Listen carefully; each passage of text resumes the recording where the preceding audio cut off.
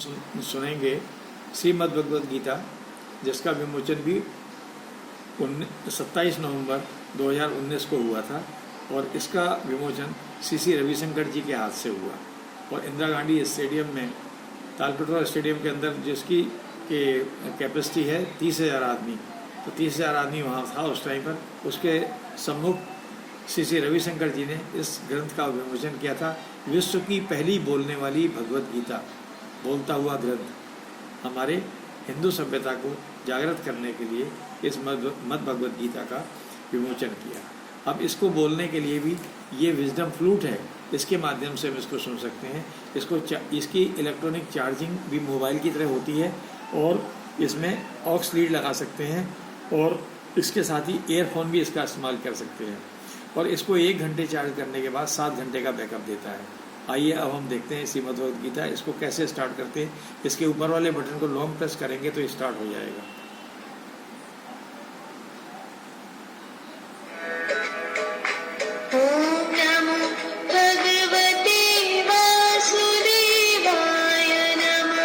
इसको स्टार्ट करने के लिए गेट स्टार्ट पर रखेंगे किताब पर। यह किताब भी 300 साल तक के लिए बनाई गई है, 300 साल लाइफ है इसकी। और ये गोल्ड प्लेटेड है, बड़ी अच्छी तरह से लिखी गई है।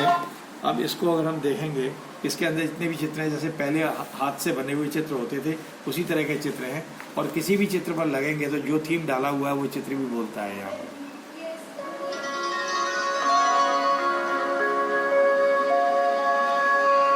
जिस श्लोक को सुनना है, जहाँ जिस चीज को सुनना है, जो भी चीज सुननी है उस पर अगर हम लगाएंगे, जैसे ये श्लोक लिखा हुआ है इस पर लगाएंगे तो इस श्लोक को पढ़ के बताएगा।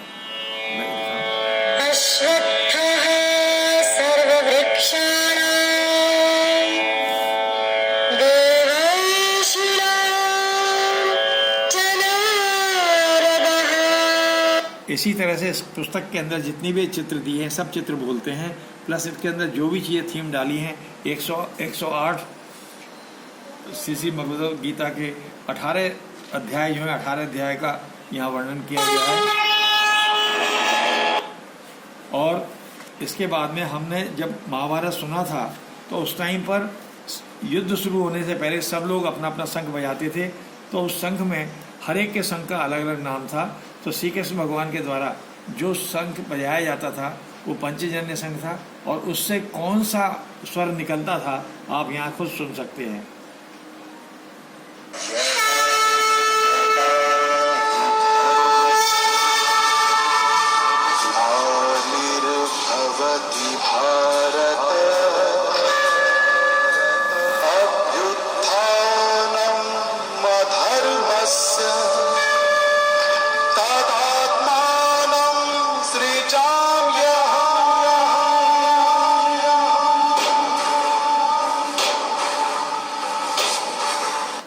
इस महामंत्र को हमको पूरा सुनना चाहिए, कभी भी बीच में बंद नहीं करना चाहिए। बंद करो साथियों।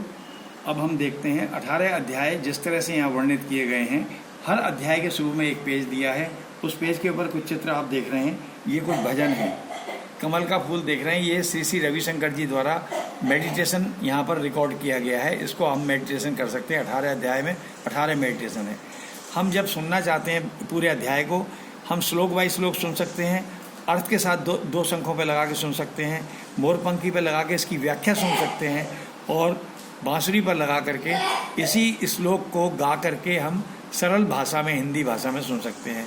साथ में नीचे गणेश जी की आरती, गीता जी की आरती, कृष्ण भगवान की आरती और ओम जय जगदीश, सारी 4 आरतियों का समावेश है। हम जिस चीज़ में भी इसको लगाएंगे फ्लूट को, वो बोलेगा। जैसे हम भजन में लगाते हैं,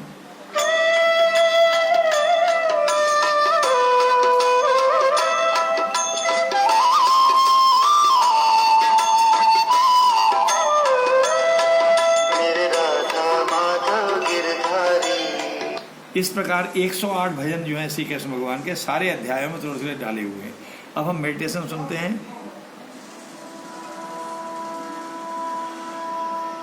Let's sit comfortably and easily. And let's close our eyes. ये हिंदी और अंग्रेजी में इनकी मुखारबिंदु से अपने आप बोल करके अपनी मेडिटेशन को कराते हैं। अब हम पहले संख पे लगाएंगे तो इससे हमारे को श्लोक बाई श्लोक पहला श्लोक शुरू कर दिया इसने।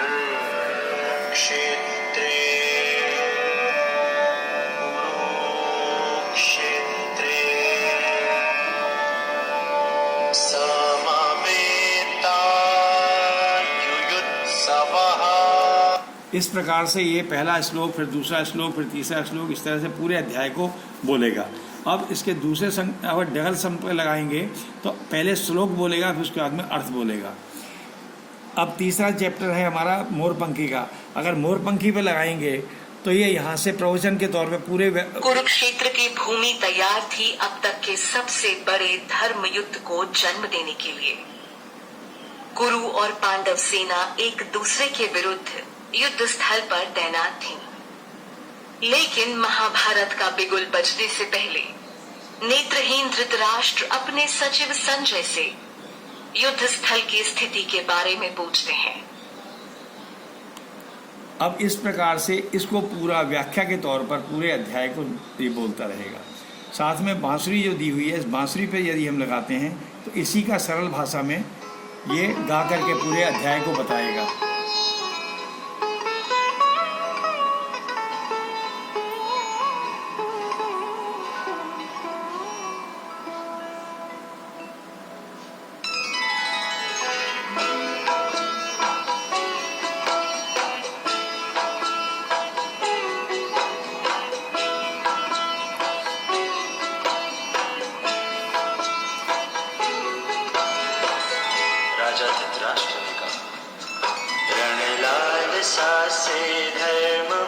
कुरुक्षेत्र में एकत्र हो, मेरे सुतों ने पांडवों ने क्या किया संजय कहो। इस हर एक श्लोक को अपने हिंदी सरल भाषा में, ताकि आप इसको समझ सकें, ऐसा वर्णित किया गया है।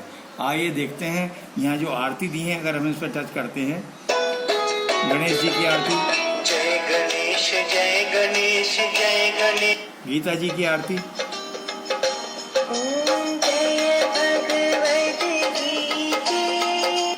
कृष्ण भगवान की आरती, और ओम जय जगदीश हरे।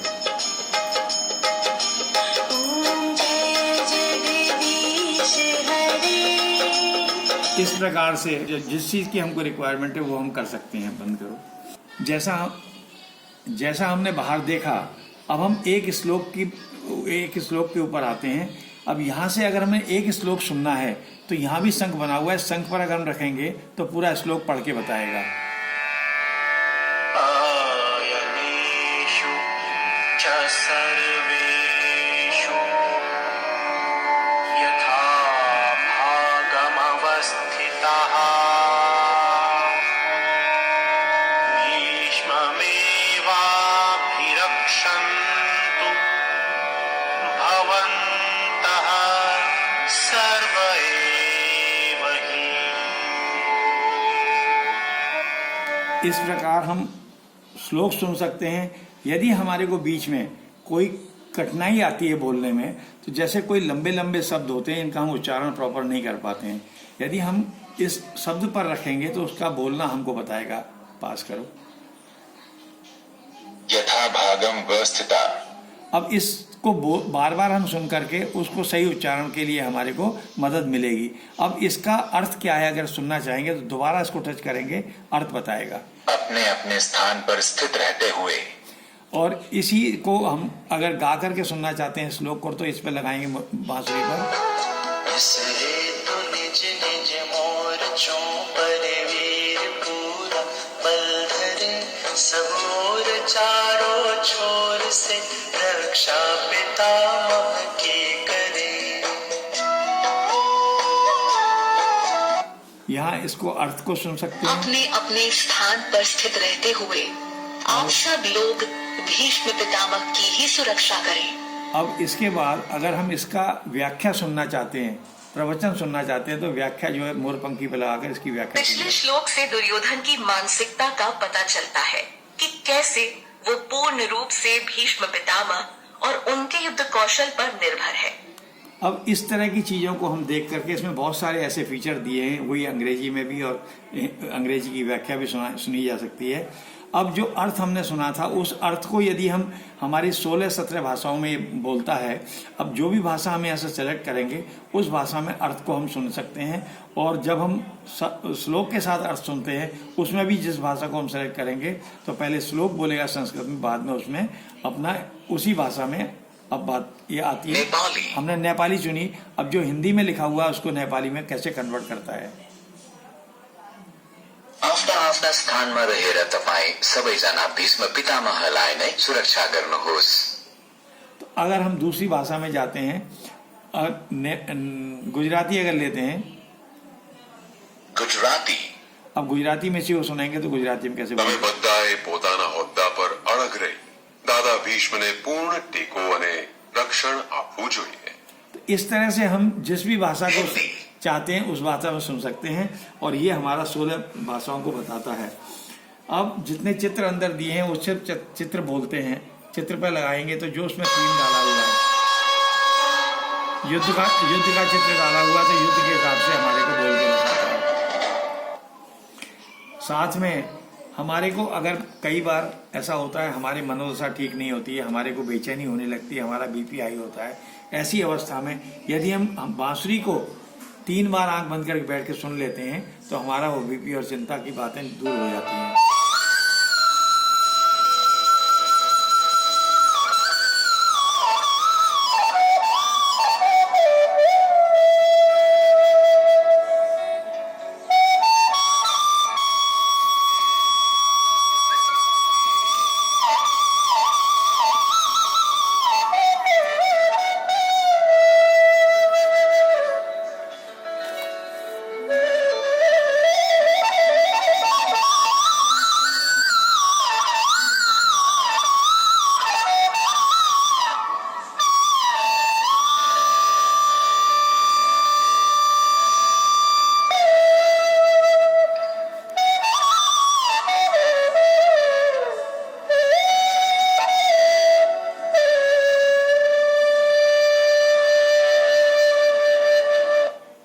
अब यहाँ शंख बजा है, शंख पे लगाएंगे तो शंख की ध्वनि यहाँ से जनरेट होती है।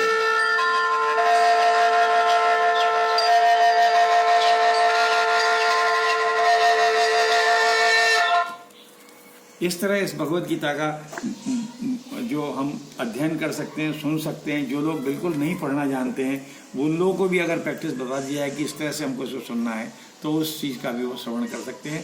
साथ साथ अगर हम भगवत गीता लेते हैं तो हमारे को 2 कार्ड या इसमें एक पुस्तक आती है इसी तरह से, पहले अध्याय से लेकर 18 अध्याय तक चारों चीज़ों को हम यहाँ से सुन सकते हैं, मेडिटेशन यहाँ से कर सकते हैं।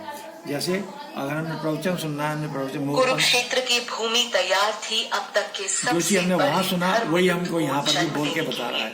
अगर मेडिटेशन सुनना है तो मेडिटेशन भी इसमें लगाएंगे, वही मेडिटेशन जो वहाँ बोल रहे थे वही मेडिटेशन यहाँ आपको मिलेगा। Let's sit comfortably and easily. और किसी भी अध्याय में जैसे हमने पीछे दिखाया था 108 श्री कृष्ण भगवान के भजन जो आपको इन कार्डों में दिए हैं। अगर आप 1-2 दिन के लिए कहीं बाहर जा रहे हैं, इन कार्डों को साथ ले जाएं और उस फ्लूट को साथ ले जाएं तो इसको आप पूरा सुन सकते हैं। आपका रेगुलरिटी टूटेगी नहीं, किताब को ले जाने की जरूरत नहीं है। अब जैसे कोई भी भजन आपने लगाया तो भजन बोल गया।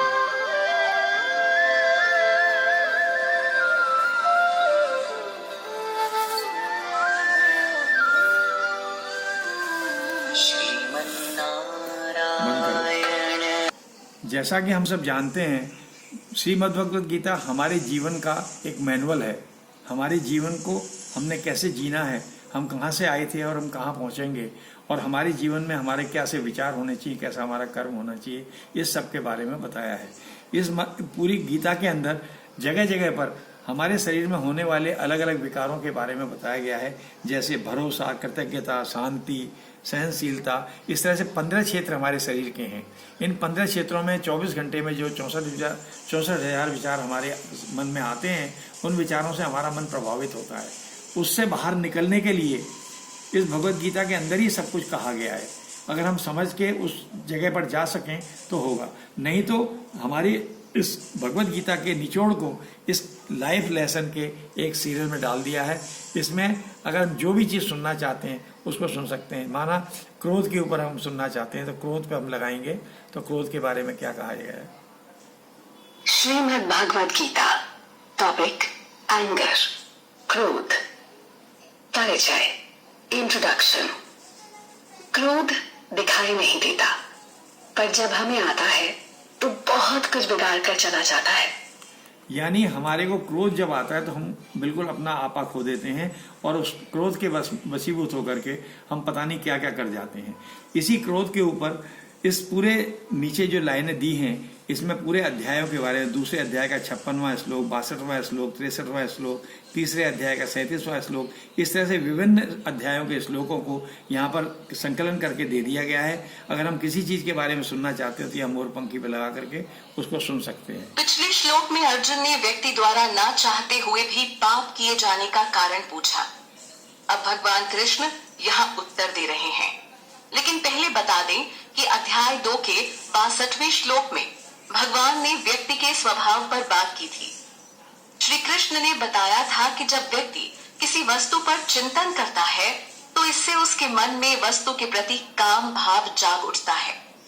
काम के बाद क्रोध उत्पन्न होता है और फिर मोह, जो कि यानी इस प्रकार से हम अपने मन में उठने वाले सभी सवालों का उत्तर यहाँ से ले सकते हैं। हमारी जिंदगी में हम जैसे कि कोई भी चीज़ खरीद के लाते हैं तो हर एक चीज़ का, अगर हमने गाड़ी खरीदी, गाड़ी के साथ में उसका मैनुअल मिलता है, और हमने अगर कोई मोबाइल खरीदा उसके साथ उसका मैनुअल मिलता है। मगर जिंदगी में हम जब इस धरा पर आए हैं उसके साथ यदि हम कोई ढूंढें कि हमारा मैनुअल क्या है तो हमें नहीं मिलता। मगर पूरे विश्व में भगवत गीता को ही मनुष्य के जीवन का आधार माना है और इसके अंदर दी हुई सारी चीज़ें जो कृष्ण भगवान के श्रीमुख से निकली हैं और उसमें ये सारी बातें निहित हैं। हमारा जीवन उसी तरह का बन सकता है यदि हम भगवत गीता का अध्ययन करते हैं और इस प्रकार सुन करके लोगों को बताते हैं। तो जो लोग नहीं भी आज तक गीता का ज्ञान समझ पाए वो इसको पढ़ करके खुद ही पूरा इसका ज्ञान समझ सकते हैं। ये हमारी भगवत गीता है जो 300 सालों तक की किताब की लाइफ है और इसके साथ में जो वज्र फ्लूट दिया है, इस फ्लूट को 1 साल तक की वारंटी के साथ दिया जाता है। बाद में यदि कोई बात हो गई तो उसको नया भी खरीदा जा सकता है। यही हमारा भगवत गीता का डेमो था। आपको कैसा लगा आप अपनी टिप्पणी में दे सकते हैं।